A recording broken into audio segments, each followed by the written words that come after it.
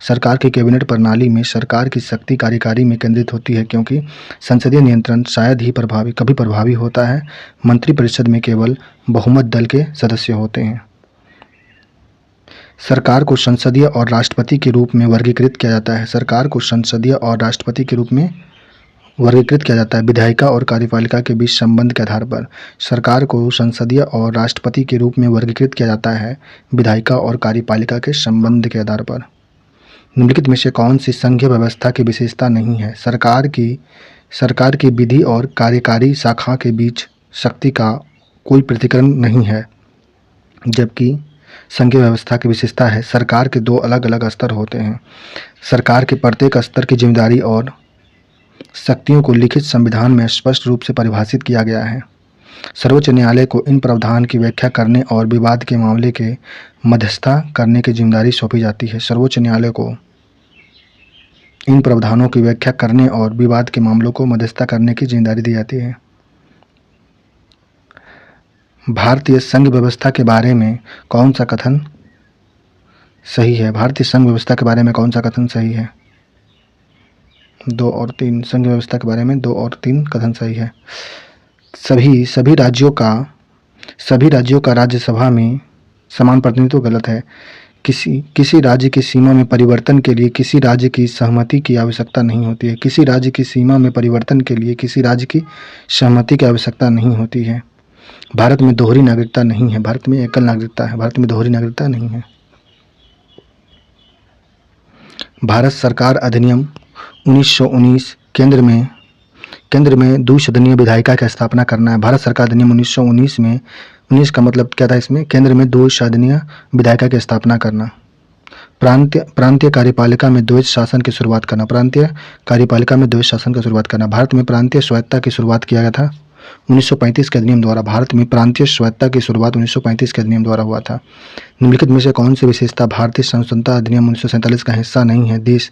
देशी राज्यों में लोकतंत्र संस्था स्थापित की जाए, यह नहीं था 1947 का विशेषता अधिनियम। जबकि भारत और पाकिस्तान के 2 डोमिनियन होंगे। शासन और उपस्थिति में भारत का ताज शब्द हटा दिया जाएगा। राज सचिव और भारत कार्यालय के कार्य समाप्त हो जाएंगे। भारतीय शासन स्वतंत्रता अधिनियम 1947 का हिस्सा था। भारत और पाकिस्तान के 2 डोमिनियन होंगे। शासन और उपाधियों से भारत का ताज शब्द हटा दिया जाएगा। राज्य सचिव और भारत कार्यालय के कार्य समाप्त हो जाएंगे।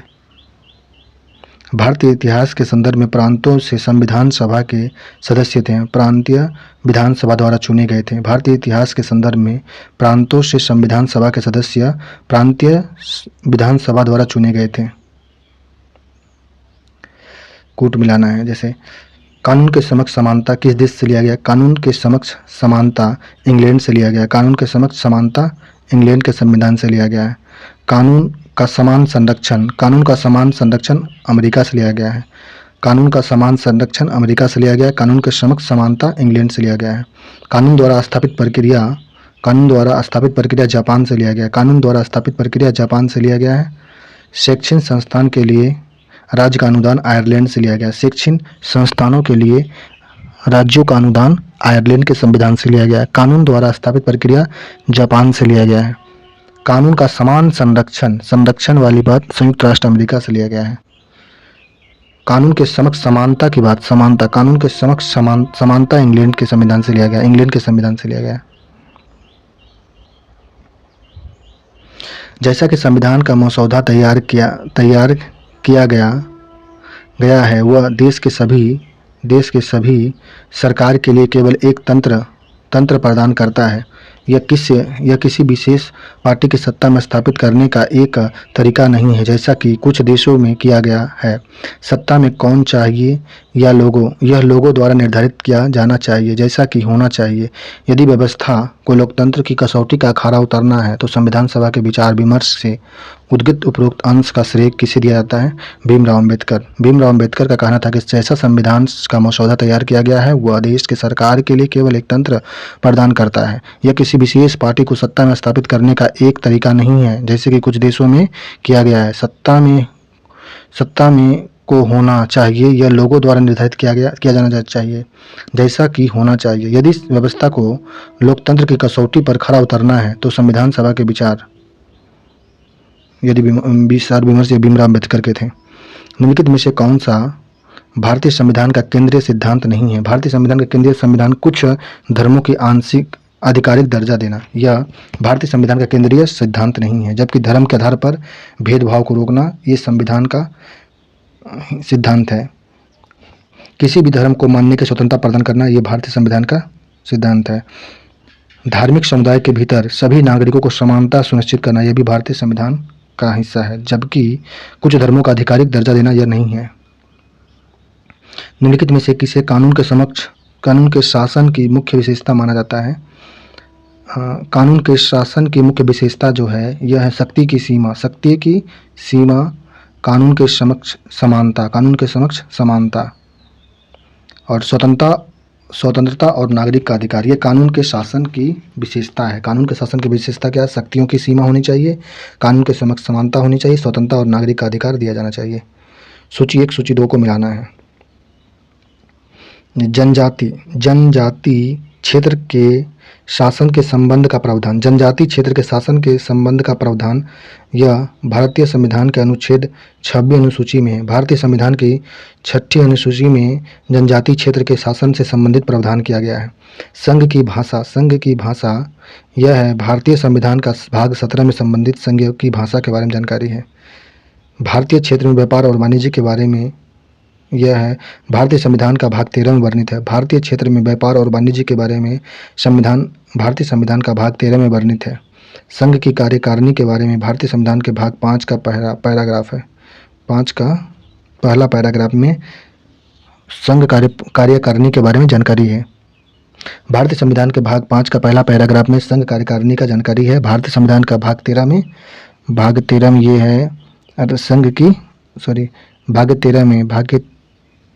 भाग 13 में जो है जानकारी है क्षेत्र में व्यापार और वाणिज्य के बारे में। भारत का क्षेत्रीय व्यापार और वाणिज्य के बारे में भाग 13 में जानकारी। भाग 17 में संघ की भाषा के बारे में जानकारी है। भारतीय संविधान की 6वीं अनुसूची में जानकारी है जनजातीय क्षेत्र के शासन से संबंध का प्रावधान के बारे में जानकारी है। भारत के संविधान के अनुसूची और उसकी विषय वस्तु के निम्नलिखित युग्मों में से कौन सा युग्म सही सम्मिलित नहीं है? दूसरी अनुसूची में शपथ का स्वरूप यह गलत है, जबकि 8वीं अनुसूची में भाषा सही है। भारतीय संविधान के 8वीं अनुसूची में भाषा का वर्णन है। भारतीय संविधान का चौथी अनुसूची राज्य परिषद में सीटों का आवंटन के बारे में। चौथी अनुसूची में राज्य परिषद में सीटों का आवंटन के बारे में जानकारी है। 10वीं अनुसूची में दल बदल के आधार पर अयोग्यता का प्रावधान किया गया। 10वीं अनुसूची में भारत के संविधान में 5वीं अनुसूची और 6ठी अनुसूची के प्रावधान निम्नलिखित उद्देश्य के लिए बनाए गए थे। अनुसूचित जनजाति के हितों की रक्षा करने के लिए भारत के संविधान में 5वीं अनुसूची और 6ठी अनुसूची के प्रावधान बनाए गए थे अनुसूचित जनजाति के हित की रक्षा करने के लिए। भारत के संविधान में प्रस्तावना का विचार लिया गया है यूएसए के संविधान से। अमेरिका के संविधान से भारत के संविधान की प्रस्तावना का विचार लिया गया है। यदि भारत का प्रधानमंत्री राज्यसभा का सदस्य है तो अविश्वास प्रस्ताव की स्थिति में वह अपने पद से मतदान नहीं कर पाएगा। यदि भारत का प्रधानमंत्री राज्यसभा का सदस्य है तो अविश्वास प्रस्ताव की स्थिति में वह अपने मत का मतदान नहीं कर सकेगा। निम्नलिखित में से कौन सा कथन सही नहीं है?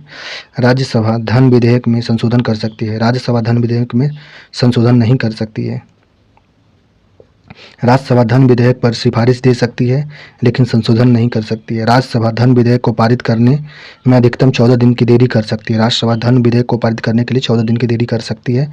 राज्यसभा धन विधेयक को अस्वीकार नहीं कर सकती है। राज्यसभा धन विधेयक को अस्वीकार नहीं कर सकती है। जब कोई विधेयक संसद के दोनों सदनों की संयुक्त बैठक में प्रस्तुत किया जाता है तो उसे किसके द्वारा पारित किया जाना चाहिए?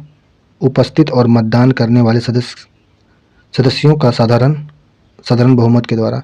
जब कोई विधेयक संसद के दोनों सदनों की संयुक्त बैठक में प्रस्तुत किया जाता है तो उसे किसके द्वारा पारित किया जाना चाहिए? उपस्थित और मतदान करने वाले सदस्य के साधारण बहुमत के द्वारा। भारत के संविधान के अनुसार निम्नलिखित में से कौन देश के शासन के लिए मौलिक है?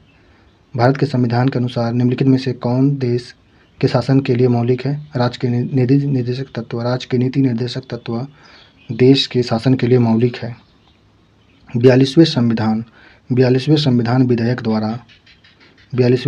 विधेयक द्वारा भारतीय संविधान के किस अनुच्छेद में मौलिक कर्तव्यों को शामिल किया गया है?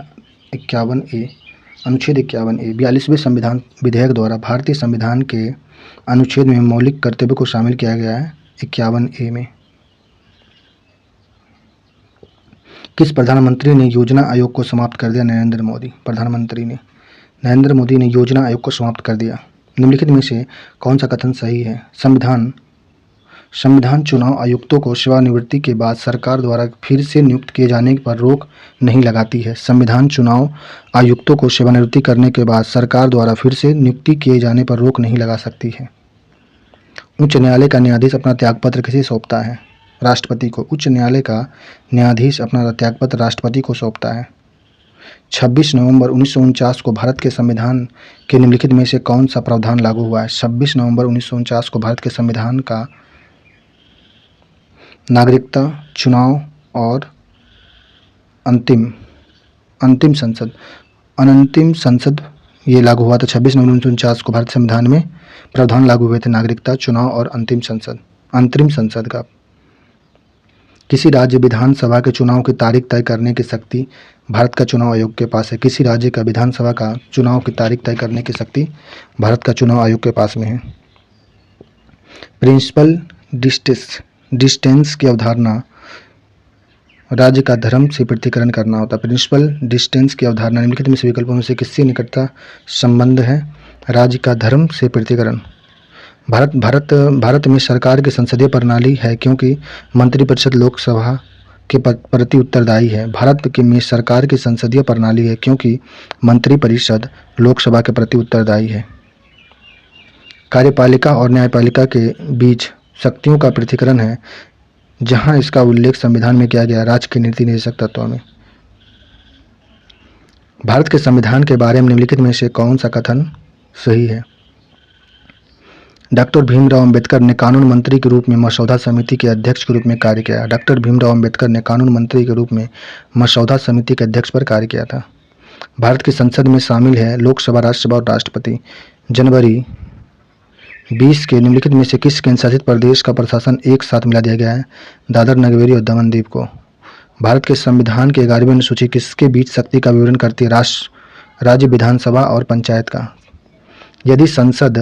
यदि संसद में किसी विधेयक को धन विधेयक के रूप में वर्गीकृत करने का विवाद उत्पन्न होता है तो निम्नलिखित में से किस पदाधिकारी के पास ऐसा विधेयक है को धन विधेयक घोषित करने की शक्ति होता है? लोकसभा अध्यक्ष के पास।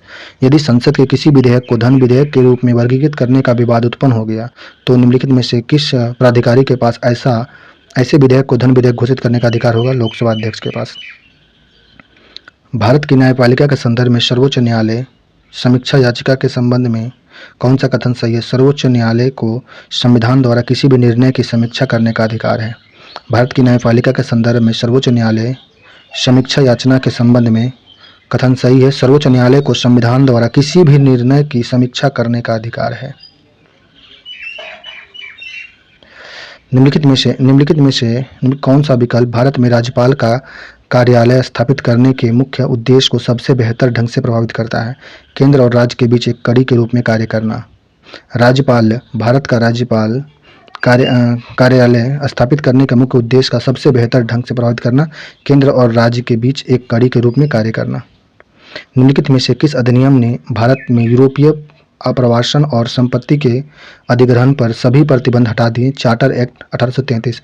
चार्टर एक्ट 1833 अधिनियम ने भारत में यूरोपीय प्राश्वासन और संपत्तियों के अधिग्रहण पर सभी प्रतिबंध हटा दिए थे। चार्टर 1833 वाला। भारत में अधीनस्थ न्यायालय के संदर्भ में कौन सा कथन सही है? जिला न्यायाधीश जिले में सर्वोच्च न्यायिक प्राधिकारी होता है जिसके पास सिविल और आपराधिक दोनों मामले में मूल और अपीलीय क्षेत्राधिकार होता है। जिला न्यायाधीश जिला में सर्वोच्च न्यायिक प्राधिकारी होता है जिसके पास सिविल और आपराधिक दोनों मामले में मूल और अपीलीय क्षेत्र होता है। निम्नलिखित में से किस मामले में भारत में एक राज्य विधान परिषद के पास राज्य विधानसभा पर अभिभावी शक्तियां हैं? किसके पास ये शक्तियां हैं? भारतीय संविधान के प्रावधान के अनुसार निम्नलिखित में से कौन सा सही है? समवर्ती सूची के अंतर्गत किसी विषय पर कानून बनाने का अधिकार संसद और राज्य विधानसभा दोनों को होता है। समवर्ती सूची के अंतर्गत किसी विषय पर कानून बनाने का अधिकार संसद और राज्य विधानसभा दोनों के पास होता है। संघ सूची, संघ सूची में जनगणना शामिल है। संघ सूची में जनगणना। राज्य सूची में पुलिस और सार्वजनिक व्यवस्था राज्य सूची में आता है। समवर्ती सूची में जनसंख्या नियंत्रण और परिवार नियोजन समवर्ती सूची में। अपशिष्ट विषय अंतरिक्ष अनुसंधान अपशिष्ट विषय है। संघ सूची में जनगणना है। राज्य सूची में पुलिस और सार्वजनिक व्यवस्था है। समवर्ती सूची में जनसंख्या नियंत्रण और परिवार नियोजन है। अपशिष्ट विषय में अंतरिक्ष अनुसंधान है। संविधान का कौन सा प्रावधान संसद को एक नया राज्य स्थापित करने का अधिकार देता है? अनुच्छेद 2 और 3। संविधान का कौन सा प्रावधान संसद को एक नया राज्य स्थापित करने का अधिकार देता है? अनुच्छेद 2 और 3। भारतीय संविधान का अनुच्छेद 330 यह सुनिश्चित करता है कि लोकसभा में ST/SC के आरक्षण के लिए भारतीय संविधान का अनुच्छेद 330 सुनिश्चित करता है लोकसभा में ST/SC के आरक्षण का। कौन सा भारतीय संविधान के प्रस्तावना की विशेषता का सही क्रम है? संप्रभु, समाजवादी, धर्मनिरपेक्ष, लोकतांत्रिक, गणराज्य। यह भारतीय संविधान के प्रस्तावना का सही क्रम है। संप्रभु, समाजवादी, पंथनिरपेक्ष, लोकतांत्रिक, गणराज्य। भारत के संविधान के प्रस्तावना के बारे में कौन सा कथन सही है? प्रस्तावना के बारे में कौन सा कथन सही है? प्रस्तावना उद्देश्य प्रस्ताव जवाहरलाल नेहरू द्वारा पेश किया गया था और संविधान सभा द्वारा पारित किया गया, जो अंततः प्रस्तावना बन गया था। उद्देश्य प्रस्ताव जवाहरलाल नेहरू द्वारा पेश किया गया और संविधान सभा द्वारा पारित किया गया, अंत में यह प्रस्तावना बन गया। प्रस्तावना का विचार संयुक्त राष्ट्र अमेरिका के संविधान से लिया गया है। प्रस्तावना का विचार संयुक्त राष्ट्र अमेरिका से लिया गया है। समाजवादी और धर्मनिरपेक्ष शब्द को 1976 में 42वें संविधान संशोधन द्वारा जोड़ा गया था। समाजवादी और पंथनिरपेक्ष को 1976 में 42वें संविधान संशोधन द्वारा जोड़ा गया था।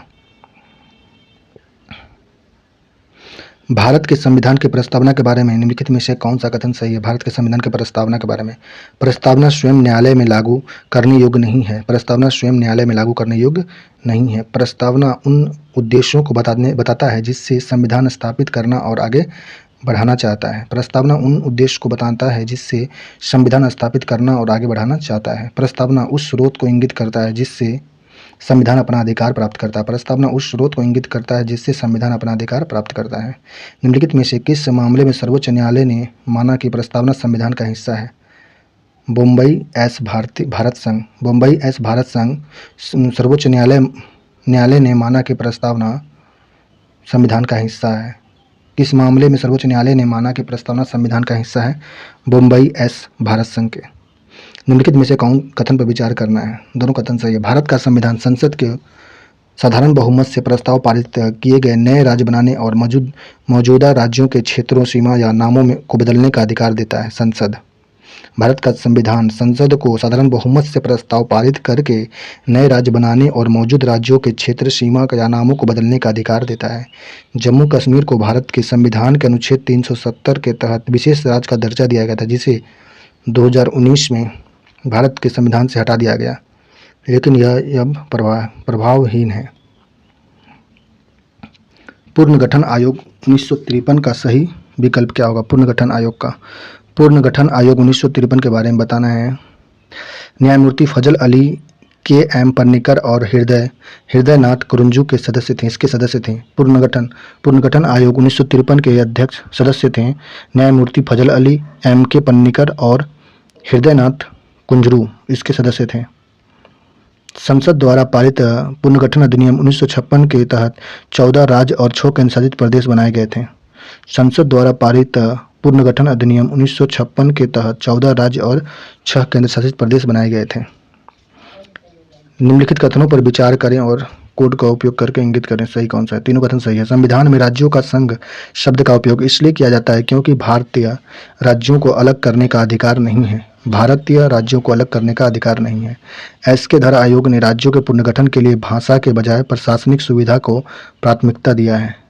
एसके धर आयोग ने राज्यों के पुनर्गठन के लिए भाषा के बजाय प्रशासनिक सुविधा को प्राथमिकता दिया। पंडित नेहरू, सरदार पटेल और पट्टाभी सीतारामैया की अध्यक्षता वाली कांग्रेस समिति राज्यों के पुनर्गठन में भाषाई आधार के पक्ष में नहीं थी।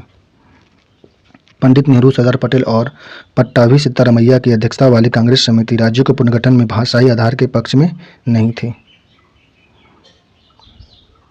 भारत के केंद्र शासित प्रदेश का प्रशासन किसके द्वारा किया जाता है? राष्ट्रपति। भारत के केंद्र शासित प्रदेश का प्रशासन राष्ट्रपति के द्वारा किया जाता है। निम्नलिखित में से कौन देश के नागरिक की राजनीतिक स्वतंत्रता की उपयुक्त परिभाषा है? सरकार में भाग लेने और सर्वोच्च पद ग्रहण करने के समान अवसर प्राप्त करने का अधिकार। देश के नागरिकों को राजनीतिक स्वतंत्रता की उपयुक्त परिभाषा है सरकार में भाग लेने और सर्वोच्च पद ग्रहण करने, समान अवसर प्राप्त करने का अधिकार। कौन सी पार्टी को राजनीतिक दल का रूप में मानता है? नवीनतम पार्टी बन गया है आम आदमी पार्टी। 26 नवंबर 1949 को भारतीय संविधान के कितने अनुच्छेद के लागू किए गए थे? 15 अनुच्छेद।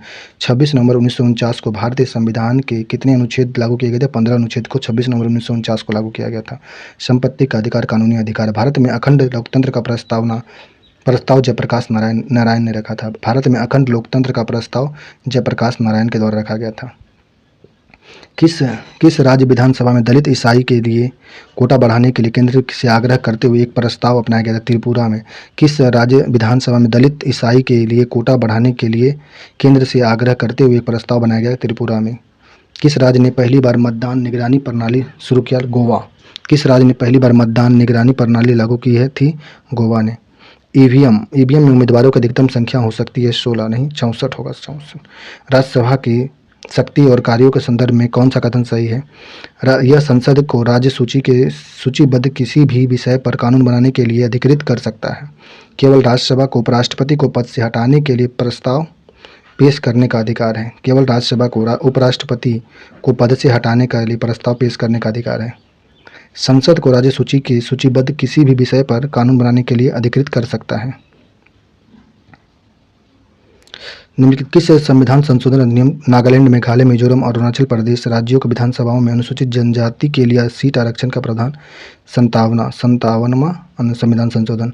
57वां संविधान संशोधन अधिनियम ने नागालैंड, मेघालय, मिजोरम और अरुणाचल प्रदेश राज्य विधानसभाओं में अनुसूचित जनजाति के लिए सीट आरक्षित का प्रावधान था। 57वां। भारत की आकस्मिक निधि किस प्राधिकरण के अधीन रखी गई है? भारत की संसद। भारत की आकस्मिकता निधि भारत की संसद में रखा गया है। संसद संविधान के 42वें संशोधन द्वारा निर्देशक सिद्धांत में नहीं जोड़ा गया था गरीब को सामान्य न्याय और मुफ्त कानूनी सहायता। यह 42वें संविधान द्वारा नहीं जोड़ा गया। जबकि उद्योग के प्रबंधन में श्रमिक की भागीदारी, उद्योग के प्रबंधन में श्रमिक की भागीदारी 42वें संशोधन द्वारा जोड़ा गया था। समान नागरिक संहिता 42वें संविधान संशोधन द्वारा निर्देशक सिद्धांत में जोड़ा गया था। बच्चों और युवाओं को शोषण से बचाने के लिए भी बात कहा गया था। संविधान का कौन सा अनुच्छेद केंद्र की संसदीय प्रणाली से संबंधित है? अनुच्छेद 74-75। संविधान का कौन सा अनुच्छेद केंद्र में संसदीय प्रणाली से संबंधित है? अनुच्छेद 74 और 75 संसदीय प्रणाली। राष्ट्रपति शासन प्रणाली के कौन सा दोष है? राष्ट्रपति शासन प्रणाली का दोष है विधायिका और कार्यपालिका के बीच टकराव हो जाता है। राष्ट्रपति शासन में विधायिका और कार्यपालिका के बीच टकराव होता है। गैर जिम्मेदार सरकार बन जाते हैं राष्ट्रपति शासन के बीच में। निरंकुशता को बढ़ावा मिल जाता है। निरंकुशता को बढ़ावा मिलता है राष्ट्रपति शासन में। संकीर्ण प्रतिनिधित्व हो जाती है। कौन तय करता है कि लाभ का पद किसका होगा? संसद बताता है कि लाभ का पद कैसा होगा, किसका होगा। उपराष्ट्रपति का कार्यकाल किस देश के उपराष्ट्रपति के तर्ज पर बनाया गया? अमेरिका के उपराष्ट्रपति के तर्ज पर भारत का उपराष्ट्रपति का कार्यालय बनाया गया है। किस संवैधानिक संशोधन ने कहा कि संसद के किसी भी सदन का सदस्य जो दल बदल के आधार पर अयोग्य घोषित किया जा सकता है उसे मंत्री के रूप में नियुक्ति होने के लिए भी अयोग्य घोषित किया जाएगा? 51वां संविधान संशोधन कहता है कि संसद के किसी भी सदन का सदस्य जो दल बदल के आधार पर अयोग्य घोषित किया जाता है उसे मंत्री के रूप में नियुक्ति होने के लिए भी अयोग्य घोषित कर दिया जाएगा। संविधान का 103वां संविधान संशोधन 2019 भारत के संविधान के मौलिक अधिकार भाग में संशोधन किया गया था।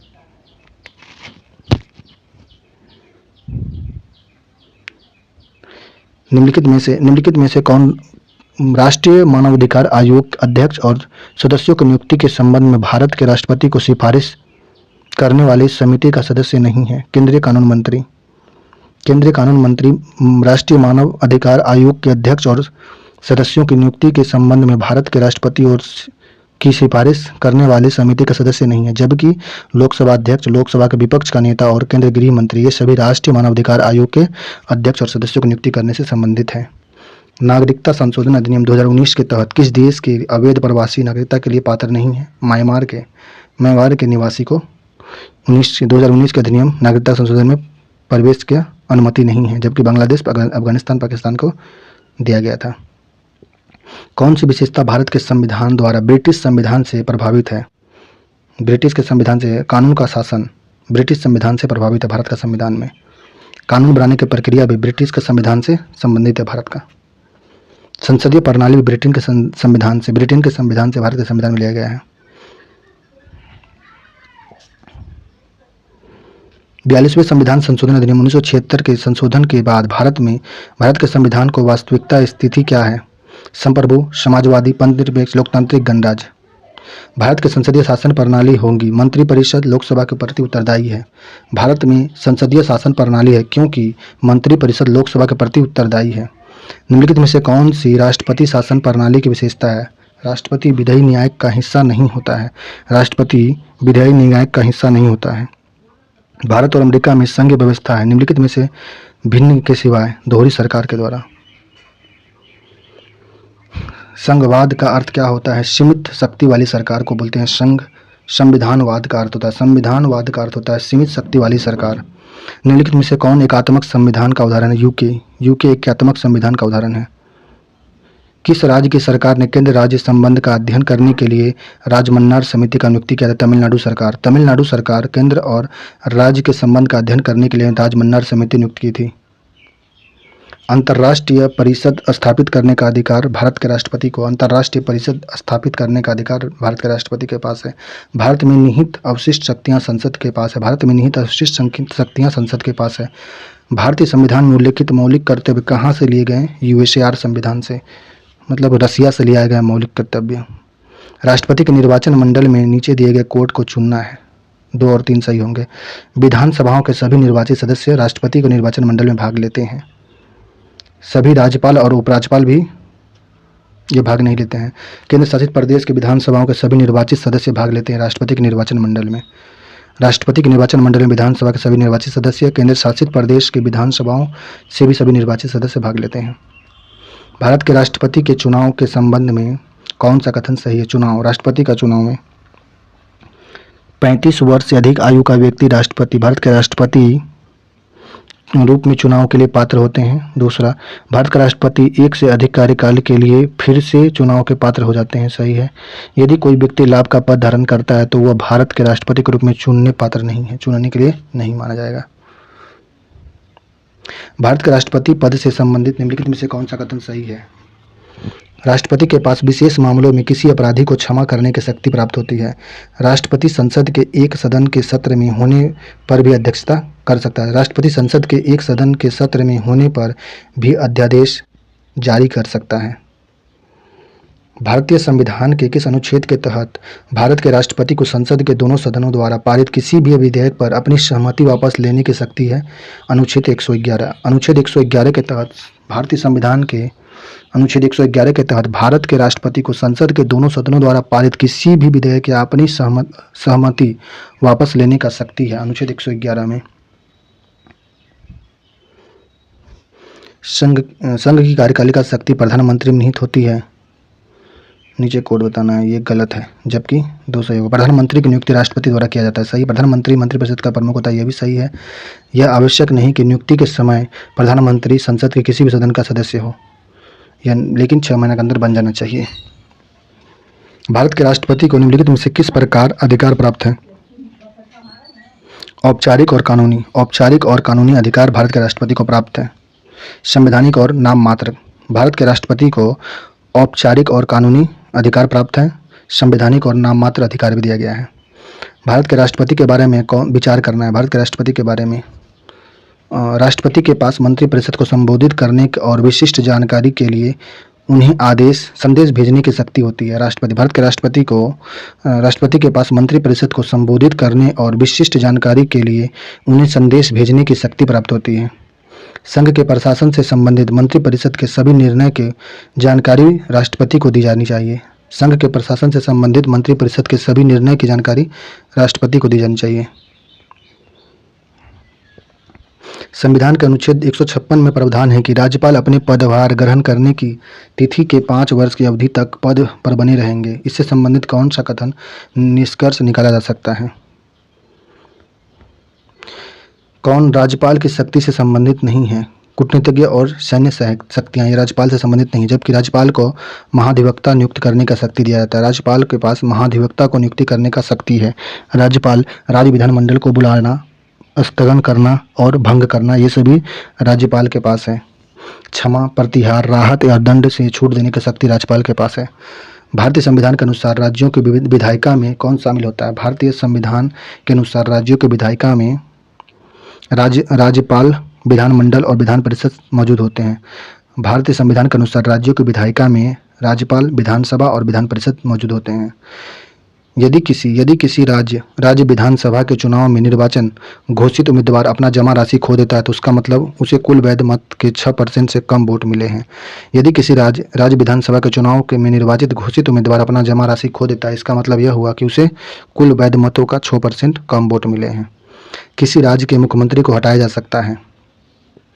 विधानसभा अविश्वास प्रस्ताव पारित करके किसी राज्य के मुख्यमंत्री को हटा सकते हैं। विधानसभा में अविश्वास प्रस्ताव पारित करके राज्यपाल की राय से किसी राज्य की संवैधानिक मशीनरी निष्क्रिय हो गई, तब राज्यपाल की राय है कि राज्य की संवैधानिक मशीनरी निष्क्रिय हो गई है, तब उसे हटाया जा सकता है मुख्यमंत्री को। संविधान के निम्नलिखित में से किस भाग में साधारण बहुमत से संशोधन नहीं किया जा सकता? राष्ट्रपति के चुनाव की प्रक्रिया को संविधान के साधारण बहुमत द्वारा संशोधन नहीं किया जा सकता है। नए राज्य का निर्माण में साधारण बहुमत से संशोधन हो सकता है। संघ और राज्यों के अधिकारी भाषा में भी, संसद के न्यूनतम उपस्थिति कोरम में भी। 44वें संविधान संशोधन के बाद संपत्ति के अधिकार की रक्षा की गई थी। किसी भी व्यक्ति को उसकी संपत्ति से अवैध रूप से वंचित नहीं किया जा सकता। 44वें संविधान संशोधन के बाद संपत्ति के अधिकार की रक्षा दी गई। किसी भी व्यक्ति को उसकी संपत्ति से अवैध रूप से वंचित नहीं किया जा सकता। किसी संवैधानिक संशोधन द्वारा भारतीय संविधान में 12वीं अनुसूची शामिल की गई थी। 74वां संविधान संशोधन। किस संवैधानिक संशोधन द्वारा भारतीय संविधान में 12वीं अनुसूची जोड़ा गया था? 74वां संविधान संशोधन में। भारतीय संविधान का 79वां संविधान संशोधन किससे संबंधित है? लोकसभा और राज्यसभा विधानसभा में अनुसूचित जनजाति की सीट से आरक्षण के लिए। भारतीय संविधान का 79वां संशोधन किससे संबंधित है? लोकसभा, राज्य विधानसभाओं और अनुसूचित जाति और अनुसूचित जनजाति का आरक्षण से संबंधित है। भारतीय संविधान का 79वां संविधान संशोधन।